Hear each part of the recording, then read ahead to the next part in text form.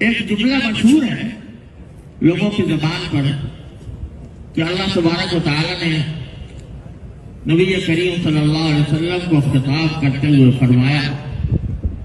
کہ لولا لما خلقت الافلاق، کہ اگر آپ نہ ہوتے تمہیں آسمان سارے کے سارے آسمان یہ کائنات پیدا نہ کرتا۔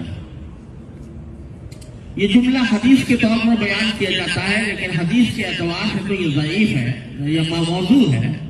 اس کی کوئی اثر نہیں ہے حدیث کے اعتبار سے،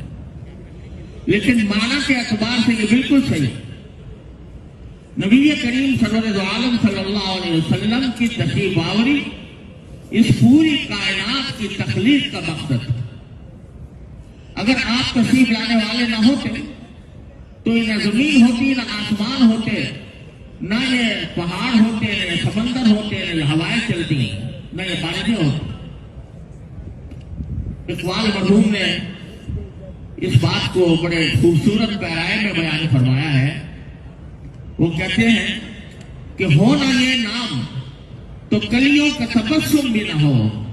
یعنی نام محمد صلی اللہ علیہ وسلم، ہو نہ یہ نام تو کلیوں کا تبسم بھی نہ ہو، چمن دہر میں بلبل کا ترنم بھی نہ ہو، یہ نہ ساقی ہو تو پھر میں بھی نہ ہو، خم بھی نہ ہو، بزم توحید بھی دنیا میں نہ ہو، تم بھی نہ ہو، خیمہ افلاق کا استاد اسی نام سے ہے، نبض ہستی تپیش آماد اسی نام سے ہے۔ تو رسول کریم صلی اللہ علیہ وسلم کی تشریف آوری پوری کائنات کے لیے رحمت تھی، تمام جہانوں کے لیے، اور